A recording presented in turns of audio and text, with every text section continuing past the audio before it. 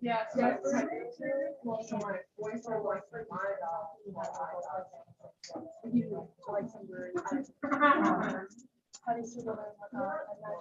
Okay, tricks to get rangers like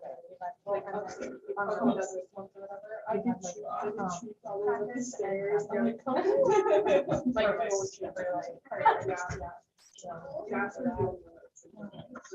What? We were up there. Yeah.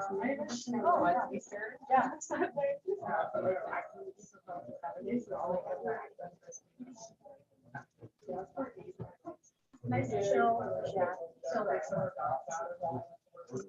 Okay. I hope everybody had a great break. Hope we're ready to reset our minds. I don't know if I am, but you know, we're here. So today we're going to talk about a group we've already mentioned several times as we're walking through our phylogeny of angiosperms. So today we're going to talk about the monocots. So a reminder where we are. So last time we talked about our basal angiosperms and our magnolias, sort of in between our spring break and now. So these were our earliest sort of evolutionary branches off our angiosperm tree.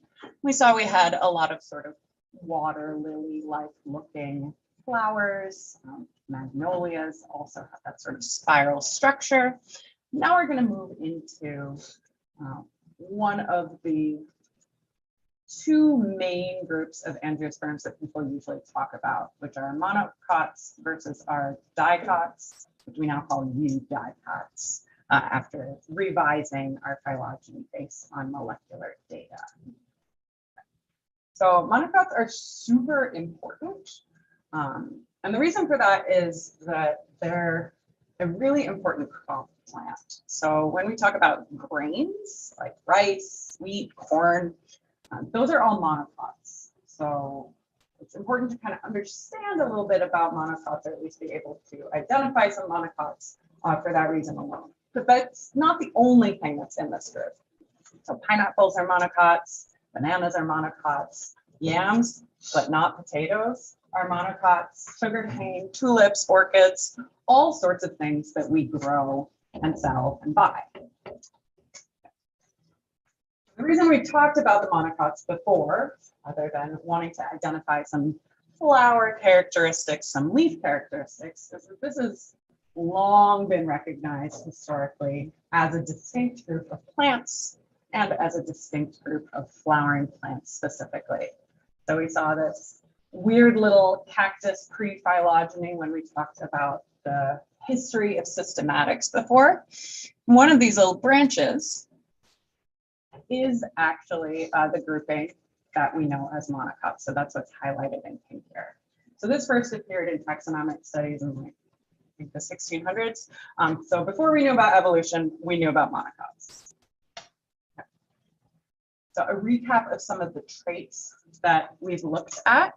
So monocots are called monocots because they have one cotyledon, which is this little sort of embryonic leaf in their seed. When we look at those leaves, the veins are usually going to be parallel. Sometimes see a couple deviations from this. They can spread out a little bit more. Occasionally they have a little bit netting, but this is a really good rule of thumb and easy to see. If we cut the stems, we're not going to see rings like we see if we cut down a tree and look at the wood. We're going to see weird sort of complex arrangement of vascular bundles. We're going to have a sort of fibrous root system potentially, but this is variable. The floral parts are going to be in multiples of 3. So the petals, and then also potentially the sepals, which we know can sometimes appear as petals. So when we see the sepals and petals and they look kind of the same, we call them sepals. So if we cut the root of a monocot open, we can also note some distinct characteristics there. basically, we are going to see kind of a round circle in the center of a monocot root, versus in a dicot, we'll see kind of a star or X pattern.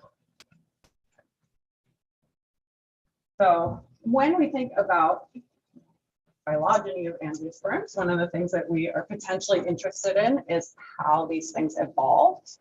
Why do we have these groups? So our oldest fossils for monocots tend to be like little things like little pollen grains. So take this with a grain of pollen, I guess. Anyway, did not plan that. Okay, so our oldest fossil is about 110 to 120 million years ago. That's what the MYA is, from a family called the Eraceae, which we'll talk about in a little bit. But our DNA evidence says that monocots actually date back a fair bit longer than that. We have it to 135 plus million years ago, but it could be even more. So one recent idea is that the monocots may have evolved from an aquatic ancestor. So I was kind of reminding you of those water lilies that we looked at in our basal angiosperms. So this on the right here is not a water lily. This is actually a monocot. So this is a water plantain. So you can see the sort of parallel venation in the leaves, and you can see that this flower type is different than when we looked at those lilies. Okay. So there are some arguments for why this might be true. So when we think about the function of things, we note that our monocots have parallel veins, right? So parallel veins, because they run parallel and they don't have many sort of struts or connections between them, they're going to make a leaf that's less stiff. So it's going to have less structure. It's not going to stick up or out as strongly as it might if we have sort of reticulated or pinnate veins. So an idea about why this might be a signal of aquatic ancestry is that if you have a leaf floating on the surface of water, you don't really need that much strength.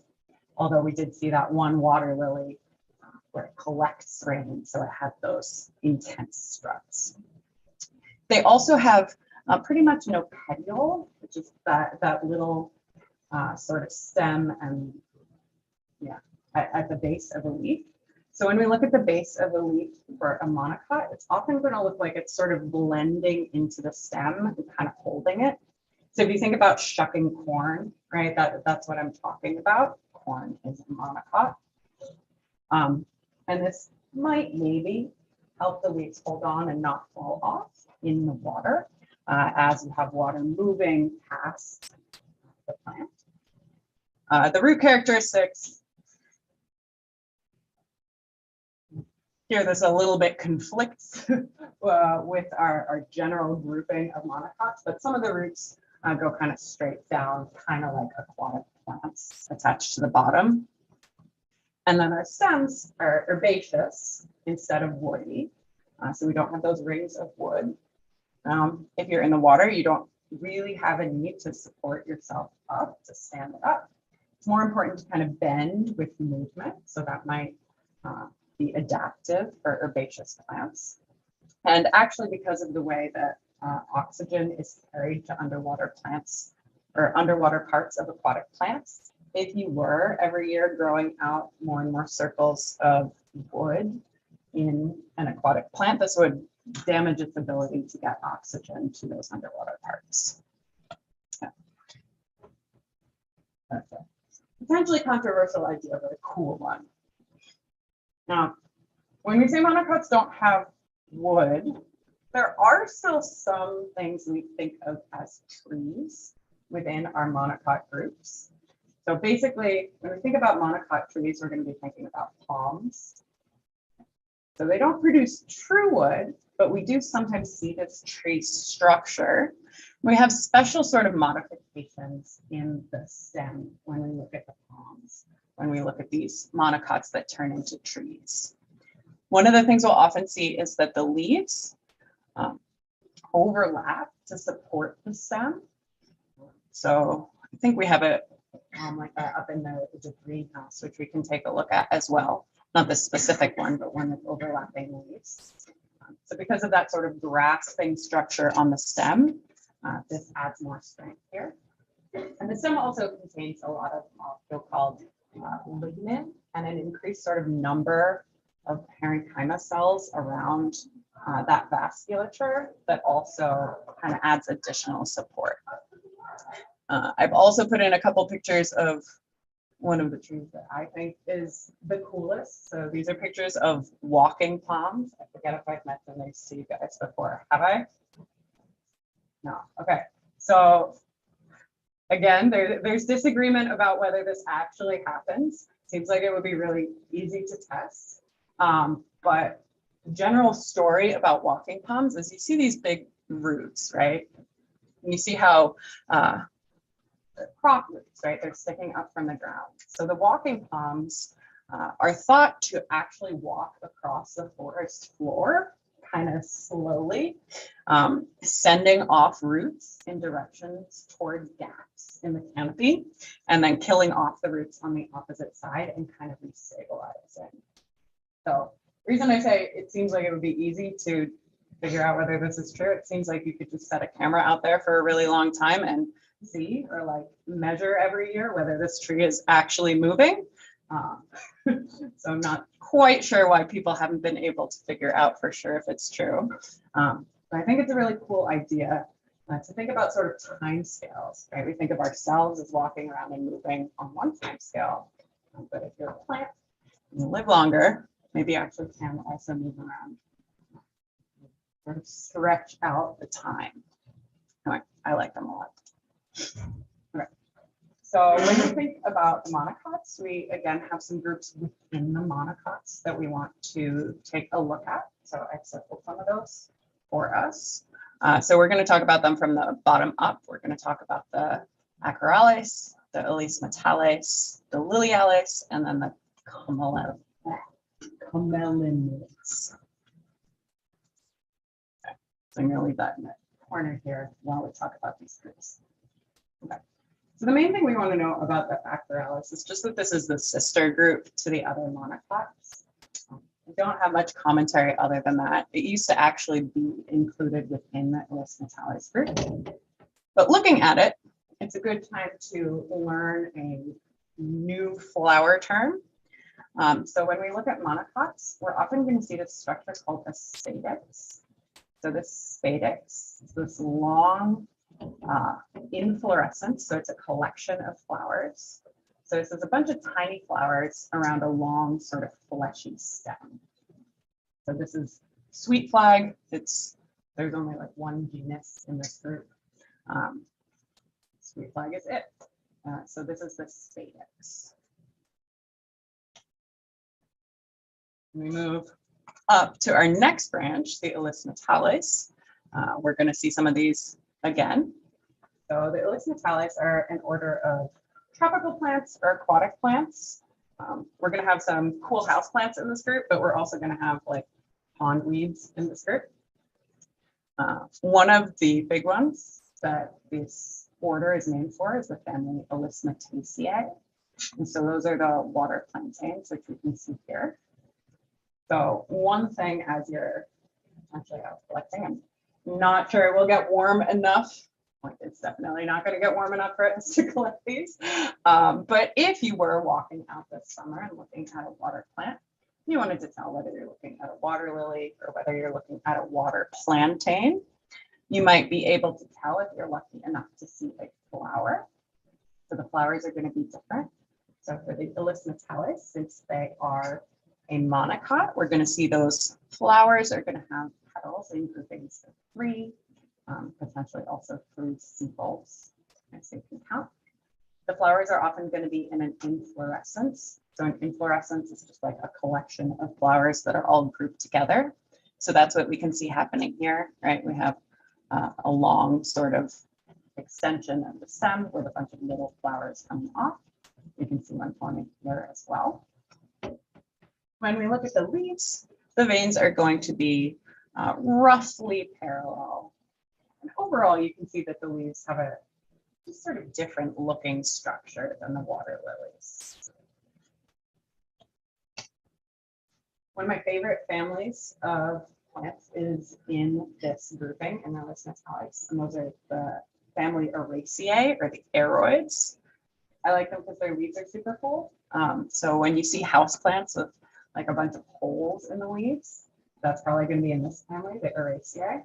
I tried to look into papers for why that happens, and I did not find a good enough answer for you, but it's pretty neat. Ideas are maybe that it has to do with light, maybe it has to do with getting nutrients as they grow. So there are a lot of common houseplants in this group, in the Araceae, because they have decorative leaves. They might have holes in them, but they also often have variegation, so kind of white stripes on the green, different sort of colors in the leaf. Other cool things they can do, some of them are thermogenic, meaning they create their own heat. So I haven't seen this in Minnesota, but where I grew up, there's skunk cabbage is one of the things that grows up first in the winter. Yeah, it's gross and you can smell it. It does smell like skunks. But one of the cool things it can do is it actually can create heat within the flower to sort of attract pollinators, which is neat. So when we're looking at this family, we're going to see that structure that we saw before in the acroleis. They're going to see the spadix. But what's going to be different now is we're also going to see the structure surrounding it called a spathe. So this is not actually a petal. This is a bract. So remember that a bract is like a modified leaf. So we saw some when we were looking at the pine cones coming out between some of the scales. This time we have this bract pretending to be a petal. So this is going to surround the spadix to varying degrees. So whenever you see this kind of structure, you know, if you've ever seen like a jack in the pulpit, it also has like a spade and a little spadix inside. That's going to be part of this family. They are also mildly toxic, as I like to forage. I always looked at that skunk cabbage coming up first, wondering if there was a way I could eat it. The answer is no, really, unfortunately. It's such a beautiful bright green. First thing out. Anyway, they have calcium oxalate crystals in them that are mildly toxic, so it's probably not going to kill you, but you are not going to feel good. So next we're going to go to the lilioids. So it's a sort of polyphyletic group of things that look like lilies. So I've just highlighted the actual lilialis here on our diagram, and we can kind of focus in on those. But the unhighlighted groups are often also referred to as lilioids. So when we think about true lilies, botanically lilies, it's not going to map perfectly onto plants we call lilies in everyday life, but we are going to see some general characteristics that are the same between our lilies. So they're going to grow from bulbs or corms, so they're going to have that sort of rounded structure, that modified stem before the root. They're usually going to be perennial herbs, so herbaceous plants that come back, but then regrow the following year. Or some of them are vines. They're often going to have showy flowers. So I think pretty much every time you see a flower diagram, which we have seen previously, they really like to give you flower diagrams of lilies because of these big showy flowers with the flower parts. There are tepals, so they're petals, and their sepals that are pretending to be petals are going to be in groups of 3, right? They're a monocot, but we can see those really well in the lilialis. Probably part of why they picked this one for flower diagrams. And when we look at the leaves, a lot of them are going to be strap-like with parallel veins, so long, sort of linear leaves. But a couple of them are going to have kind of oval leaves with a little bit of netting. So if you're looking at a plant and you're pretty sure it's a lily, but the leaves are giving you trouble, might still be a lily. Some flowers that we plant that we don't call lilies, like tulips, actually belong in this order as well. So a lot of the sort of flower plants we grow, perennial flowers, are in this group. So we can see some examples here. let me see the poppy. You know, it does look exactly like a poppy. I haven't looked up for sure what the poppies are in this family. Not sure.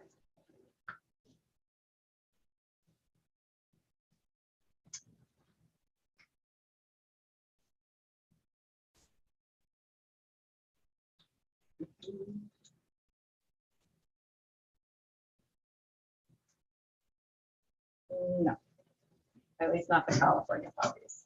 Let's do something else. I'll see if I can find what the labels were on this one.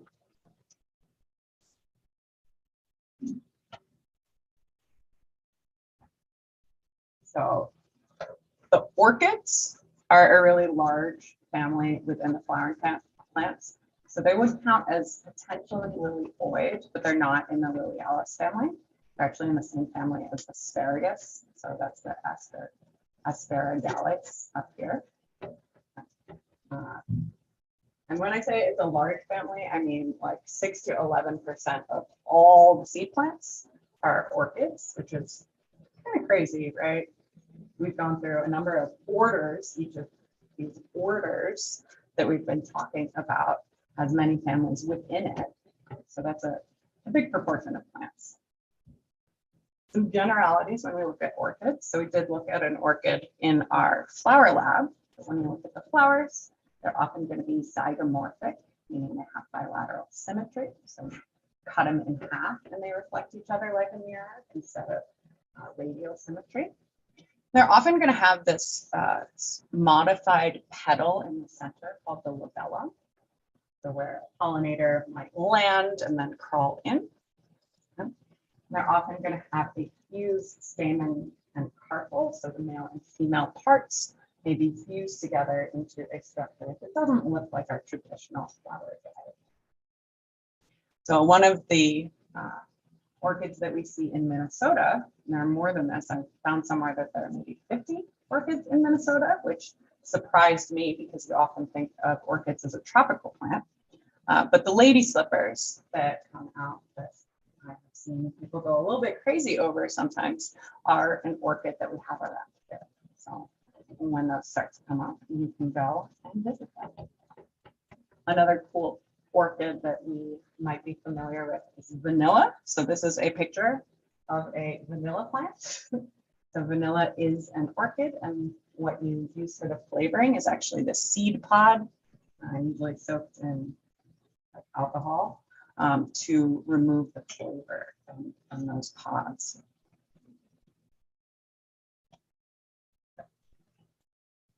Next, we get to the camelonids. So there are a lot of groups within this family, but we're going to focus in mainly on the grasses. But we can see that there are 4 orders: the Aracales, the Qualis, the Camelonales, which give the group its name, and the Zingiberales. So there are lots and lots of plants in here, but we're going to focus on really the most economically important one. So when we look at these, we're going to see that we have sort of bracts around inflorescences. And one of the things that we're going to note about these is that they're not going to have big showy flowers like our previous groups, right? Like the lilies, some way the spadix and the spade are kind of showy as well. They're going to be wind pollinated. And this is where we're going to find our grains, basically. So technically, grasses, sedges, and rushes are different, and they're different groups. So there's a little poem to remember these. We're going to focus in on the grasses, but I like this poem. So the sedges have sharp edges, the rushes are round, and the grasses have knees that bend to the ground. And when we say knees, what we're really meaning is the nose. So the grasses we're going to find within the family Poaceae, which would be in the Poales here within this group.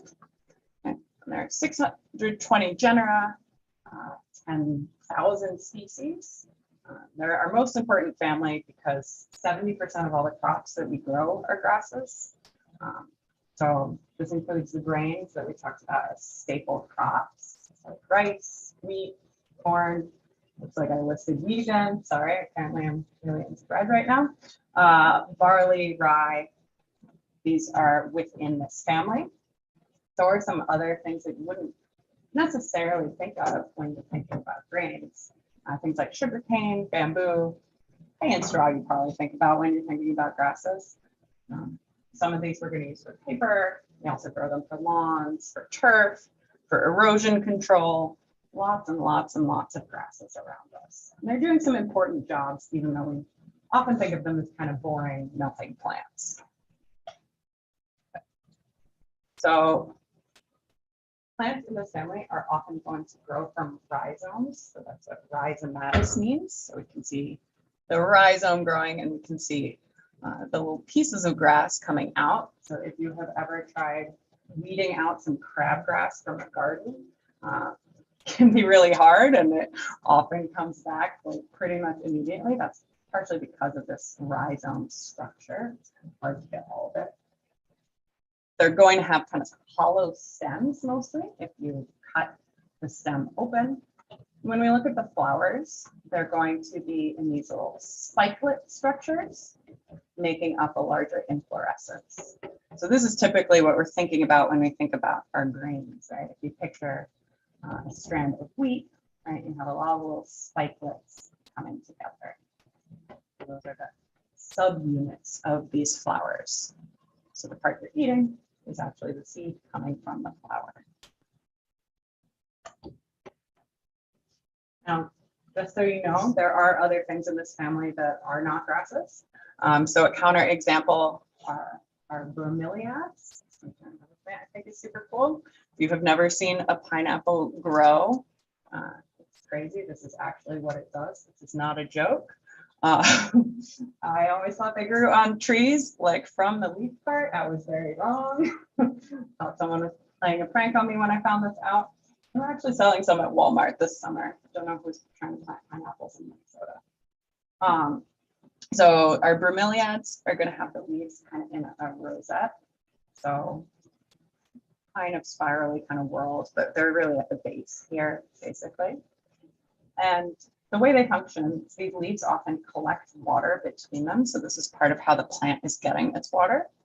The cool thing that happens here is that a little mini ecosystem can form in the pools of water.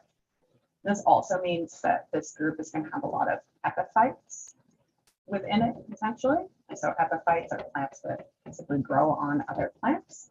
So since they're getting the water from these collections of rain, basically, that accumulate between the leaves, they don't always need to be connected to the ground itself.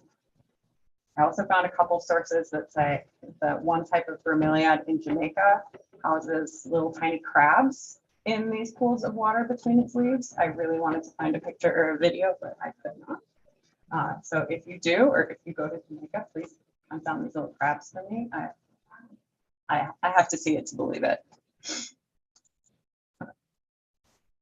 So next, we're going to watch a short little video about grasslands and ecosystem of grasslands. Then we're going to pop up to the greenhouse just to see if we can identify a couple of monocots. We've looked for them before, but now that we know a little more about them, we can take a look.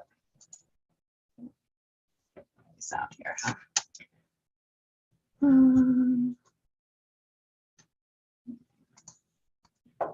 Have fire. But our fires are not like this.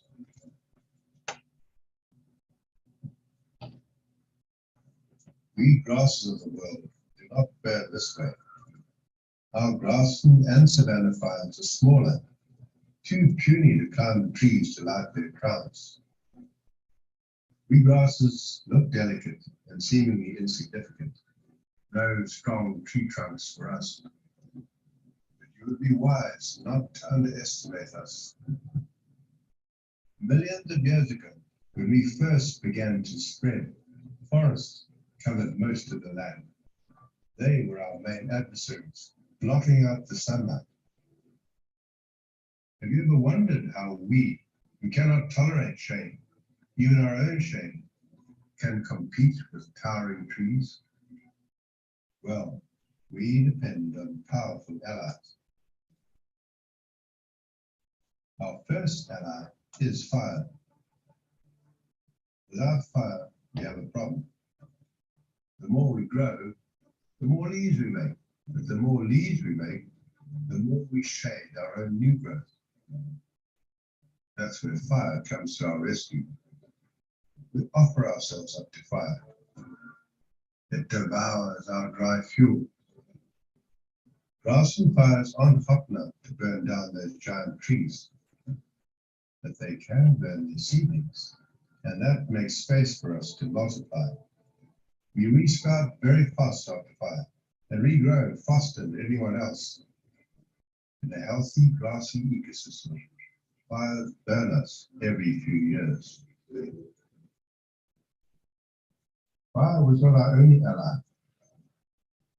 We offered ourselves up as food to animals, drawing them out of the forest to discover the joys of life, infinite food, and the space to see and flee from predators. While herbivores ate us, they also ate our adversaries and trampled the tender tree saplings. Animals began to multiply and congregate in great herds, preferring our habitat, helping us to spread.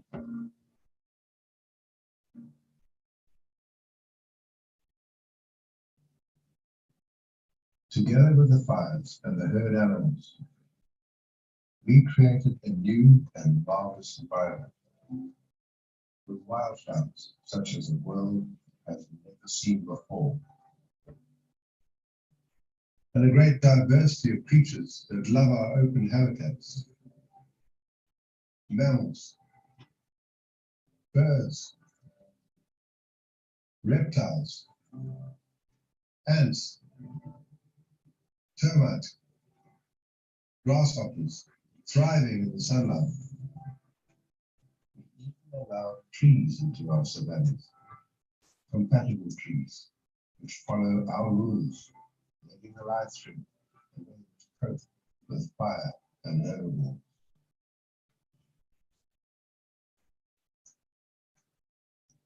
But what of our forest adversaries?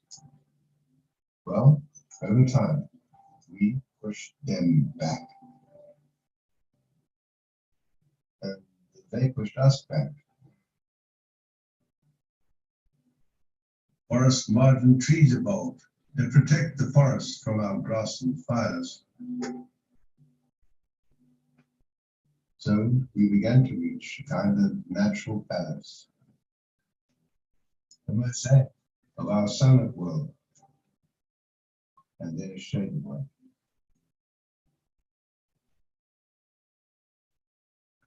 But now you have plans to plant 1 trillion trees to offset your carbon footprint, seemingly unaware of the threat to our ancient grasslands. Have you forgotten that we nurtured your ancestors when they began to stand upright to see the view? Without us, there would be no herds of horses, cattle, sheep to feed and clothe you, nor the grains, the cereals that feed your cities. Have you forgotten the diversity of sun-loving life in our open landscapes? Do you realize that our grasslands also store carbon in our soils and reflect more sunlight back into space than forests, helping to cool the earth? Perhaps through understanding, through wise stewardship, you will help both grasslands and forests to coexist and appreciate the unique environments and the rich ecosystems that both have to offer.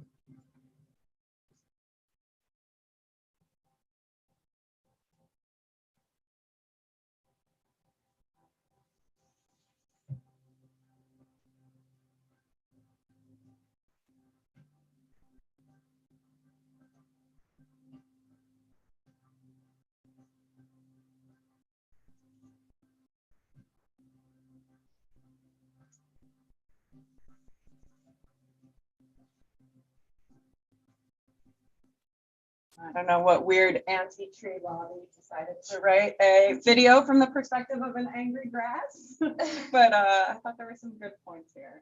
We have a lot of fire adapted ecosystems around us, one of which is grassland. So it's interesting to take a look at that. Okay.